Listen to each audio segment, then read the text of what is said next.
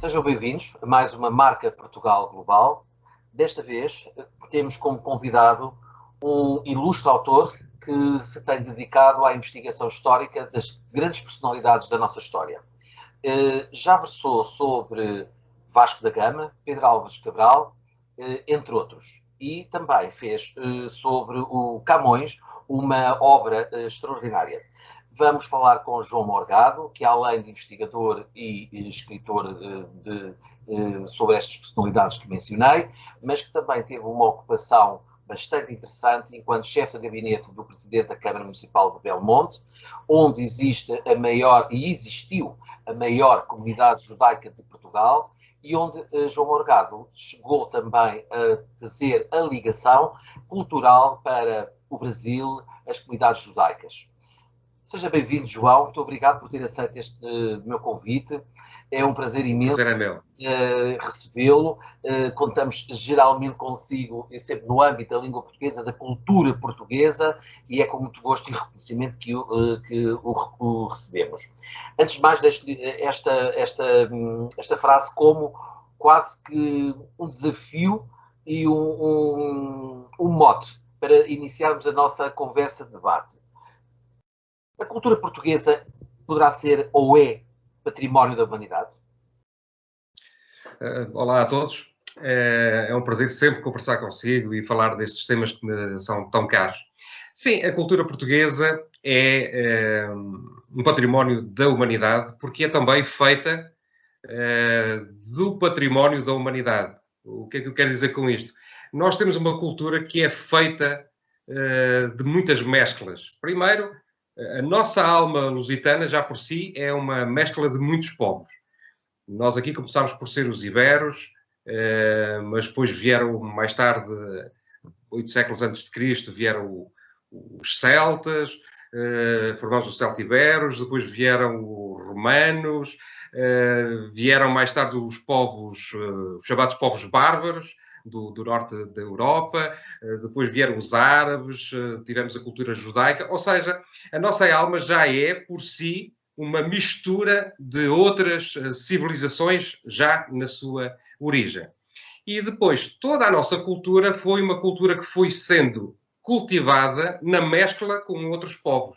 Quando nós iniciámos a expansão marítima e fomos para a África, para a Ásia, para o Brasil, não é? Depois Américas, a nossa cultura foi-se enriquecendo nesses povos. Ou seja, nós não levamos a nossa cultura a esses povos, nós levamos a nossa alma lusitana a esses povos, misturámos-nos e fomos criando cultura. A cultura portuguesa é uma mistura de tudo isso que se foi criando com o tempo. Nós temos um Portugal antes e depois da expansão. A nossa cultura portuguesa é uma antes da expansão e depois da expansão marítima. O que significa que essa expansão é que nos enriqueceu. E enriqueceu-nos, aí sim, porque nós soubemos fundir-nos com os outros povos, cruzar-nos com os outros povos. Eu às vezes digo por brincadeira, por exemplo, espanhóis e ingleses, quando foram para outras terras, nunca descalçaram as botas da tropa. Ficaram sempre com aquele semblante militar. Enquanto os portugueses, quando chegaram à África, ao Brasil, à Ásia, eu digo por brincadeira, descalçaram as botas, calçaram os chinelos, estamos em casa, ou seja, relaxaram, aproveitaram, viveram esses povos, essa cultura, misturaram-se, intercalaram valores, cruzaram saberes, e a cultura portuguesa é a fusão de tudo isso. Ou seja, não há uma cultura portuguesa que nós levamos para o mundo. A nossa cultura foi a cultura que nós embebemos com tudo o que encontramos pelo mundo fora. E, portanto, nós somos um património da humanidade porque somos feitos dessa humanidade que nós soubemos aproveitar. E nós sempre fomos melhores, portugueses, sempre fomos melhores quando nos viramos para os outros, quando estivemos fora do nosso retângulo. Nós sempre fomos maiores quando saímos de nós. Sempre nos mostramos mais altivos, mais interessantes, mais nobres quando estivemos fora do que quando nos viramos para nós próprios. Nós lá fora mostramos o melhor que tínhamos. E aqui, dentro do nosso retângulo, sempre nos mostramos às vezes muito mesquinhos uns com os outros e sempre muito redutores. Portanto, nós precisamos de sair de nós para nos encontrarmos, o que é triste. Gosto da sua imagem, da primeira imagem que fez sobre e em comparação com outras nacionalidades que também tiveram um passado e uma ação expansionista e de presença no mundo, posterior à nossa, e posterior e também porque aprenderam com as nossas tecnologias, a nossa ciência, o nosso saber e a nossa experiência, nunca tiraram as botas de troca. Achei isso bastante interessante. Sim, nós calçámos os chinelos de casa, usámos o roupão e transformámos os outros locais também na nossa casa e fizemos essas ligações.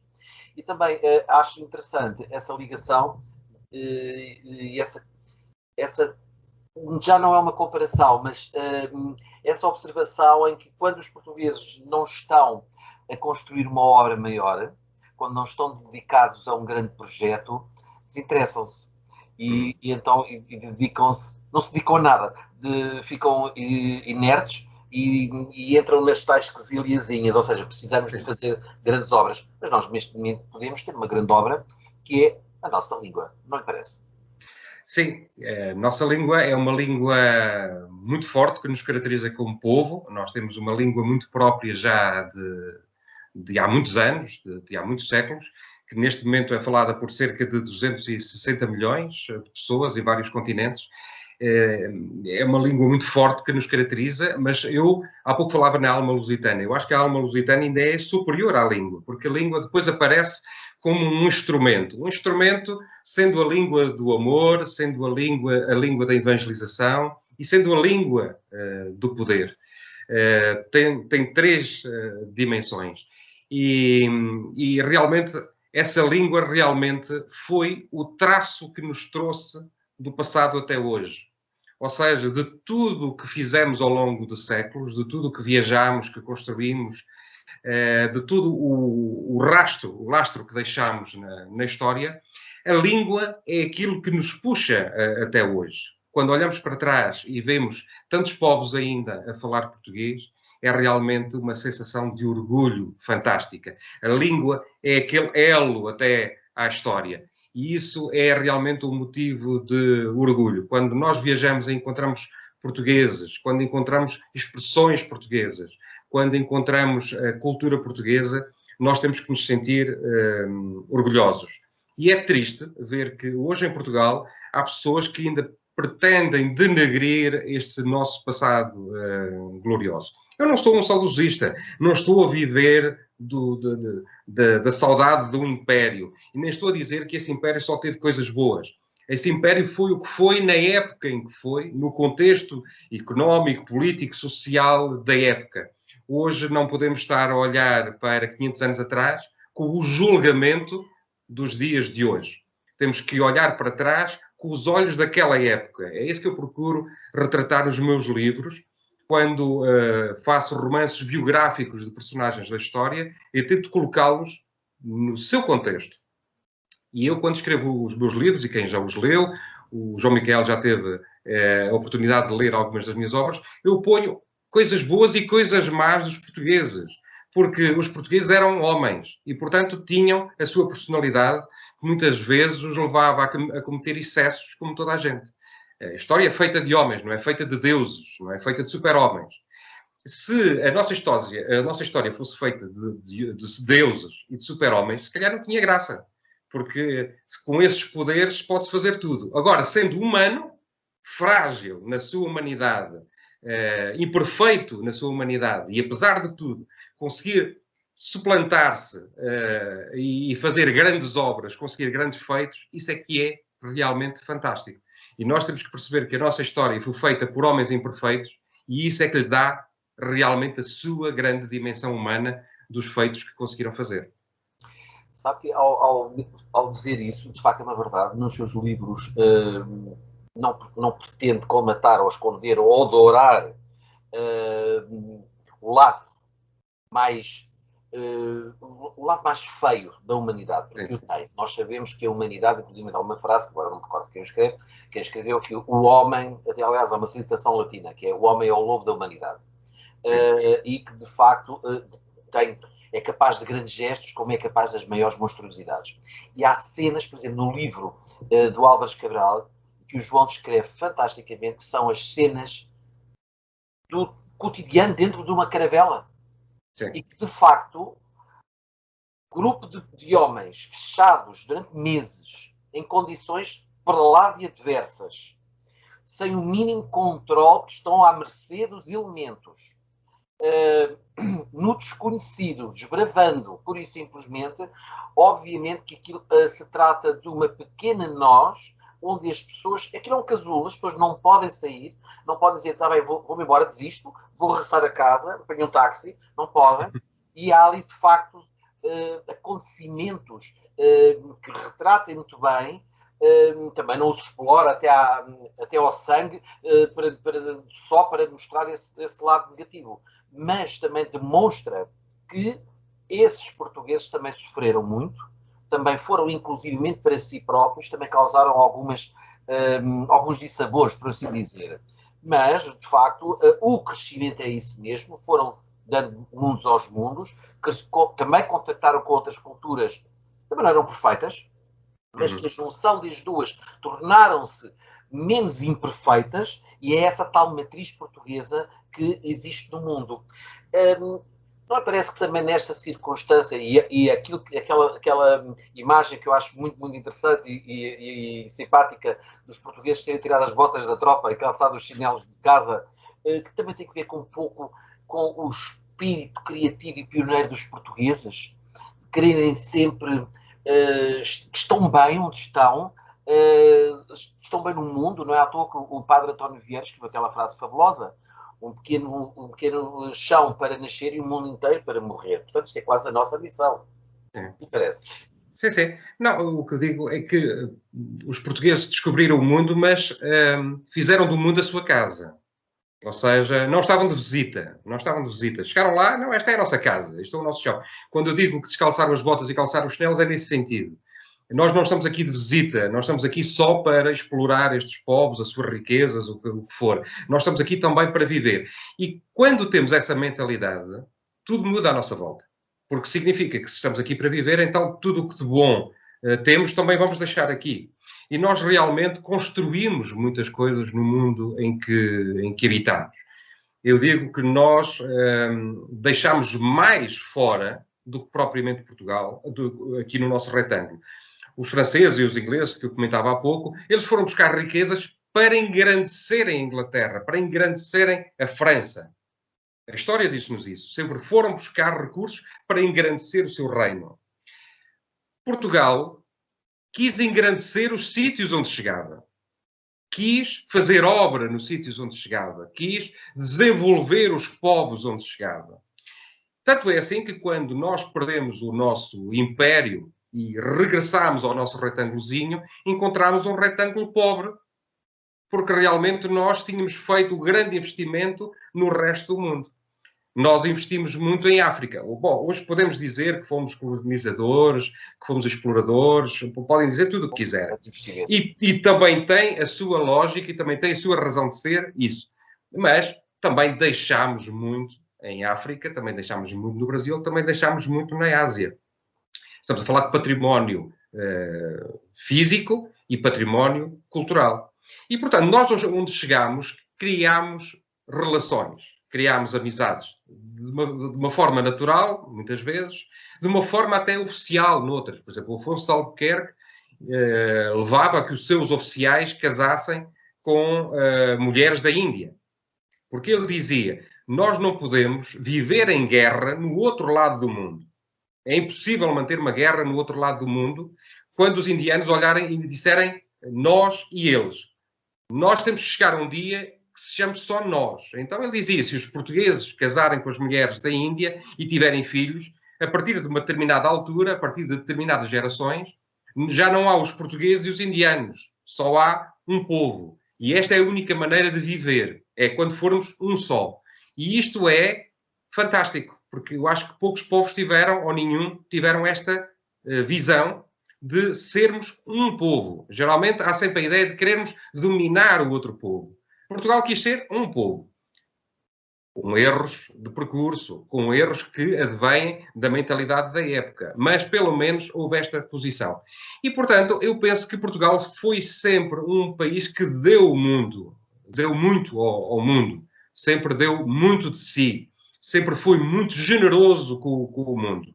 Recolheu muito, mas deu muito. E nós fomos muito generosos com os sítios onde passámos. Eu há pouco tempo falava até num caso curioso. Nós estivemos em Macau e construímos um aeroporto internacional que foi inaugurado, creio que em 95. Quando já sabíamos que aquele território ia para as mãos dos chineses. E mesmo assim quisemos deixar a nossa marca no território. Ou seja, temos essa questão de querer deixar a nossa marca nos territórios onde passamos. E veja, aí conseguimos encontrar um sítio para fazer o aeroporto e forma de o financiar. Nós cá em Portugal andamos há 10 anos a discutir onde é que vamos fazer um aeroporto e como é que o financiamos e como é que o fazemos. Por isso é que eu dizia há pouco, nós somos maiores quando estamos fora, quando estamos a darmos aos outros, a construir algo, do que quando olhamos para nós próprios e nos fechamos no nosso retângulo. Parece que ficamos um pouco amorfos, né? Perdemos. Somos um povo maior quando estamos em demanda, é isto? Não sei se digo isto com tristeza. É bom saber que quando estamos em demanda somos grandes. Digo isto com tristeza porque não temos essa demanda connosco próprios. Mas, João, vamos ver uma coisa. Mas também vamos ver que os portugueses, durante essa época, estamos a falar que essa época foram, por assim dizer, no que diz respeito à dimensão ou à caracterização desse império, estamos a falar para aí de 500 séculos, de 500 anos, mas com duas épocas distintas.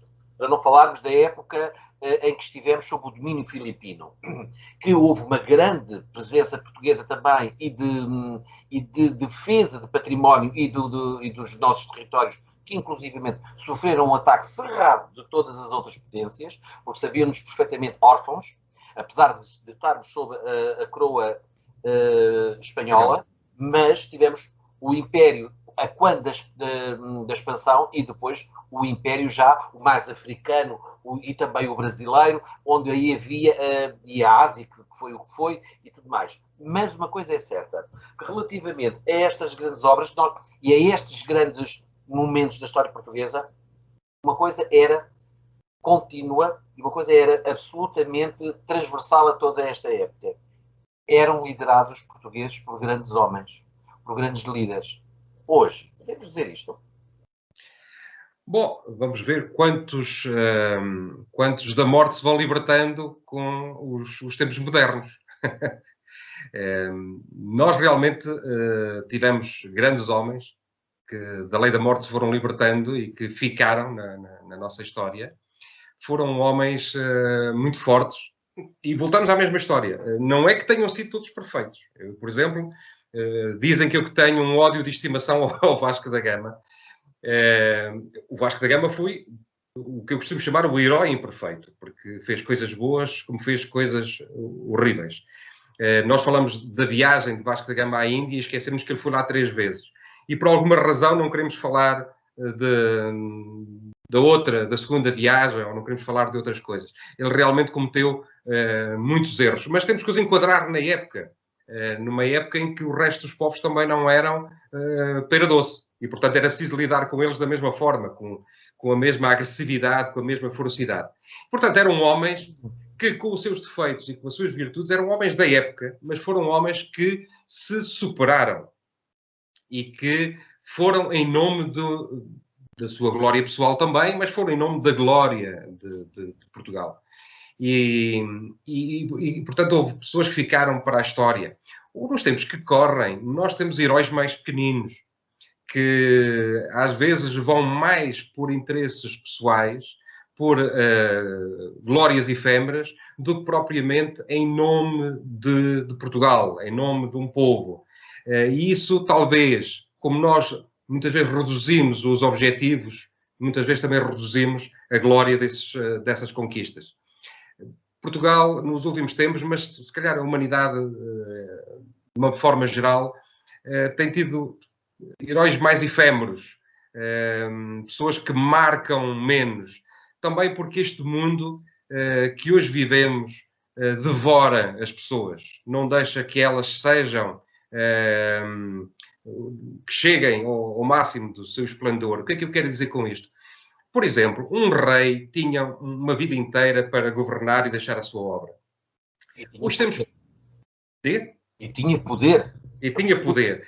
Hoje, por exemplo, temos os autarcas, os políticos, que vivem em ciclos de 4 em 4 anos. De 4 em 4 anos não dá para fazer o Mosteiro dos Jerónimos. Então fazemos rotundas. Ora, isto diminui logo os nossos objetivos enquanto povos. Deixámos de fazer o Mosteiro dos Jerónimos e passámos a fazer rotundas. Porque tudo é efêmero, tudo é em ciclos muito rápidos e este mundo absorve as pessoas, desgasta as pessoas, tritura as pessoas para aparecerem logo novas figuras. Somos a um tempo em que as coisas são todas muito rápidas, mal temos tempo de absorver as coisas. É um mundo que se come a si próprio. Ou seja, às vezes parece que não temos tempo para construir nada, só temos tempo para consumir. Não há tempo para pensar, não há tempo para refletir, não há paz de espírito para conversar. Hoje nós vemos que somos uma sociedade muito agressiva, que nos condenamos uns aos outros com muita facilidade. Vivemos tempos muito agressivos, quando devíamos estar a viver um outro tempo. Quando fala em heróis mais pequenos, ou pelo menos de pequena dimensão, o que significa que não são, para todos os efeitos, heróis ou pessoas com uma dimensão, cuja dimensão possa ter uma ação direta sobre uma nação, como era na altura. Não existe, obviamente, porque também não tem o poder ou a capacidade desse poder, e muitas vezes também hoje não tem essa visão, possivelmente, que era como de um Dom João II, de um Dom Manuel, de um Dom João V, etc., e para trás também, de um Dom Dinis, enfim, porque verbas não tinham antes disto mesmo, mas a coisa foi iniciada. Hoje... Dom João II, peço desculpa, o Dom João II, quando chegou a rei, dizia, parece que só herdei as estradas de Portugal. É verdade. Porque todo o reino estava perdido, quase. Porque verdadeiramente, e vejamos, eu utilizo esta alegoria com alguma tristeza, mas utilizo a miúdo. Hoje em dia, ou então se as condições de hoje, os homens de hoje, os decisores de hoje, fossem os de 1400 ou de 1300, nós não tínhamos passado da praia do Restelo. Da Taprobana. Não. Da Taprobana nem tão pouco, mais ou menos. Não tínhamos passado, nem tínhamos saído da praia do Restelo. Verdadeiramente há que haver, porque nós temos vários nomes e nós sabemos disto, nas mais variadas áreas, nas ciências, nas artes, na cultura, no desporto, em tudo. Existem. No estrangeiro, nos outros países, em comunidades portuguesas bem inseridas nesses países, estão já, os luso-descendentes estão inseridos inclusivamente nos meios oficiais, atingiram já cargos de autarquias. Por exemplo, em França, como sabe, há aquela associação de autarcas luso-descendentes, etc. A Bélgica não, o Luxemburgo teve um vice-primeiro-ministro português.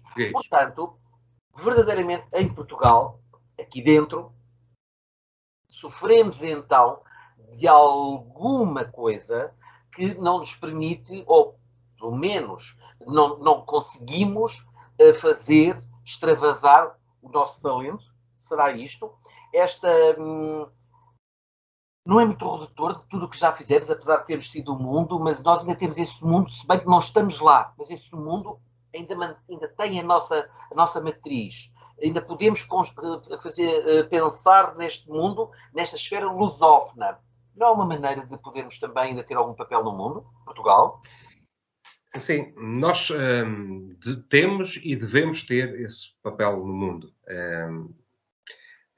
Nós temos realmente uma matriz muito forte que temos que continuar a desenvolver. Nós hoje podemos ser aqui um porto intercalar entre vários continentes. nós podemos ser, por exemplo, um grande embaixador de Brasil e de África na Europa. O problema é que nós ainda estamos a afirmar-nos a nós próprios na Europa. E, portanto, ainda não estamos a desenvolver todas as nossas capacidades. Ou seja, nós precisávamos ter mais força na Europa para depois arrastarmos connosco a África e o Brasil. Neste momento, nós ainda estamos numa fase de afirmação na Europa. Ou seja, quando já estivemos quase em todo o mundo, agora estamos ainda a tentar afirmar-nos na Europa, que é nosso ponto de origem.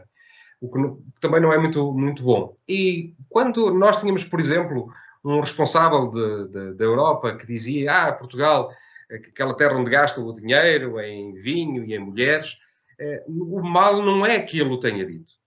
O mal é que a Europa do Norte pense isso, ou seja, que tenhamos dado essa imagem ao resto da Europa, que ainda olhe para Portugal como um esbanjador, que, por exemplo, vejamos países de leste que integraram a União Europeia, que foram apoiados com dinheiros da Europa e que estão a crescer, que estão a florescer, que estão a apresentar bons resultados, enquanto Portugal se continua ali numa certa mediania.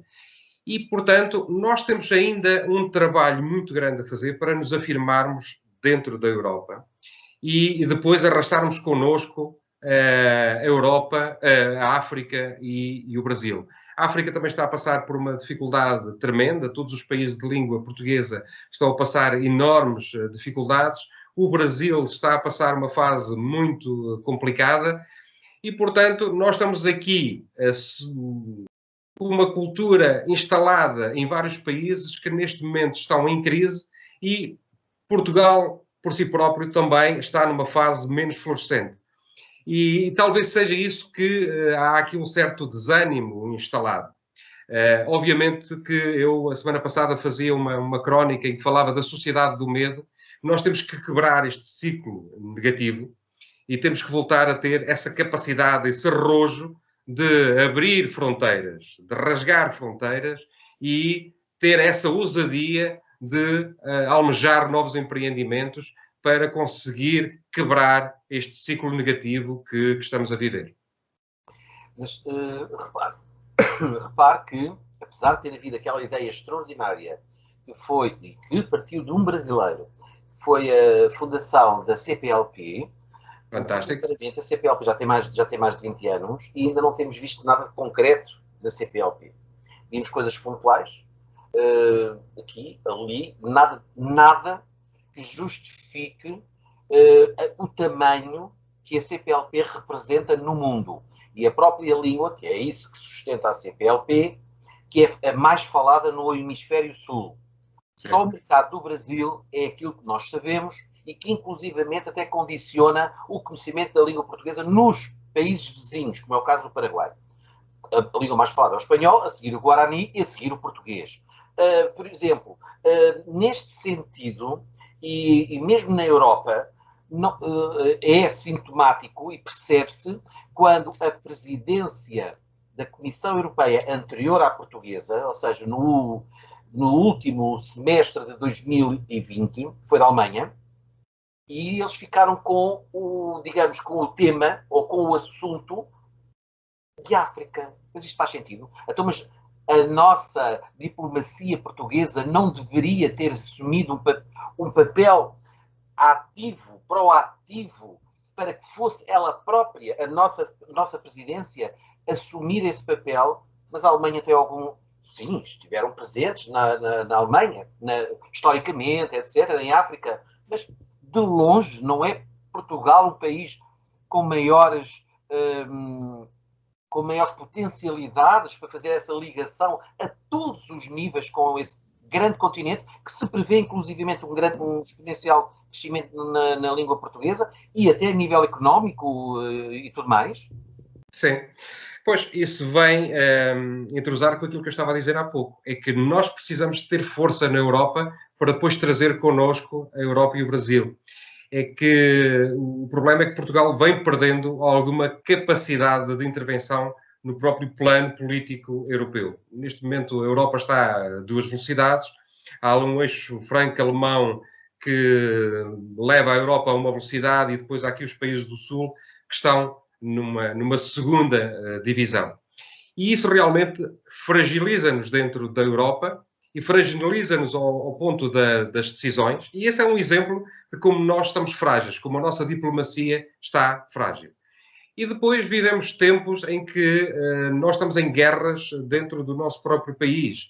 Hoje temos pessoas a pôr em causa até a nossa própria relação com a África, com o Brasil, com a Ásia. E isso vai-nos minando também por dentro.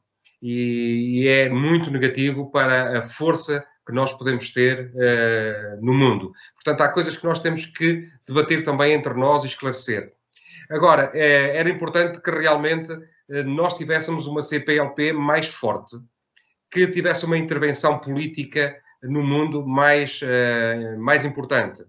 Nós, por exemplo, no outro dia alguém me dizia, bom, mas a CPLP foi muito importante, por exemplo, para eleger Guterres para as Nações Unidas, porque conseguiu congregar boas vontades aqui e além. Bom, tudo bem, eu não estou a dizer que a CPLP não tem o seu trabalho e não desenvolve o seu trabalho. O que se pode é exigir mais. Ou seja, não pode ser um escritório burocrático de influências. Tem que ser um escritório de ação e que venha para o terreno fazer coisas palpáveis, que realmente consiga congregar os países em projetos comuns e fortes. Porque nós temos essa mentalidade comum. Eu vejo muitas vezes nas comunidades portuguesas, quando se comemora o Dia de Portugal, por exemplo, com artistas que são de Cabo Verde, ou que são de Angola, ou que são do Brasil. Ou seja, a comunidade portuguesa, se tem um brasileiro a cantar, para ele é Portugal também. Ou seja, nós temos esta mentalidade de assumir que todos estes países são Portugalidade. Agora, a CPLP tem que pôr isto no campo prático. Ou seja, tem que ter uma intervenção, tem que ter projetos inovadores no terreno, porque a mentalidade existe. Agora não podem ser uns burocratas fechados a assinar papéis e protocolos que depois não dão em nada. João, tanto mais haveria para dizer, obviamente, mas os programas emitidos na internet, nós sabemos, têm a ser sempre muito curtos. Muito curtos. Não dispersar os nossos... Sim, eu queria só nesta parte final dizer que dia 27 de abril se comemora ou não, se assinala os 500 anos da morte de Fernão Magalhães. Fernão Magalhães também tem sido uma figura controversa em Portugal. Para muitos foi considerado um traidor, uma vez que esteve ao serviço dos reis de Espanha, mas eu recordo que ele passou uma vida inteira ao serviço do Reino de Portugal, esteve na Ásia, deu meia volta ao mundo ao serviço dos portugueses. Depois, sim, por contrariedades com o rei Dom Manuel I, foi até ao rei de Castela, colocou-se ao serviço do reino de Castela, deu outra volta ao mundo, descobrindo o Oceano Pacífico, descobrindo o Estreito de Magalhães, descobrindo uma série de coisas. Foi o homem que foi mais a sul, que navegou debaixo de neve e gelo para nos dar uma outra parte do mundo que ainda estava por explorar. Foi o homem que fechou o grande ciclo das descobertas portuguesas e, para mim, não foi um traidor à pátria, quanto muito foi um imigrante de sucesso que, enfim, numa determinada fase da vida, encontrou trabalho ao serviço do rei de Espanha, mas levou também a cultura e o saber português e descobriu uma grande uma grande fatia do globo para a humanidade, e acho que devíamos celebrar Magalhães. E como tantos, mesmo nessa altura, deram a vida por tal obra. Deram a vida, sim. Caríssimo João Morgado, obrigadíssimo por nos ter concedido este seu tempo para esta entrevista, que foi fantástica. É sempre um prazer. Nosso debate sobre a marca Portugal Global, e continuamos a aguardar mais obras suas sobre outras personalidades portuguesas, os nossos reis, olho de João II, por exemplo, da Xilhança, que seria fantástica. E também, sei que teve uma grande ligação também ao nível cultural em Belmonte com as comunidades judaicas e particularmente um grande judeu que muito foi importante para os descobrimentos portugueses, o Abraão Zacuto, não é? E outros tantos, meu Deus, tantos que houve, porque eles estavam cá todos, eram portugueses, verdadeiramente. Caríssimo. O meu próximo romance deve andar por aí. Então à espera. João. Muito bem. João Miguel, obrigado. Foi um prazer estar à conversa consigo. Foi mais uma Marca Portugal Global. Tivemos uma conversa extraordinária com o João Morgado, autor de livros biográficos sobre as grandes personalidades portuguesas no século da expansão, mas também alguém ligado ao poder local, que fez intermediação cultural entre Brasil, as comunidades judaicas, com a história de Portugal. Sejam bem-vindos depois, até à próxima edição. Obrigado.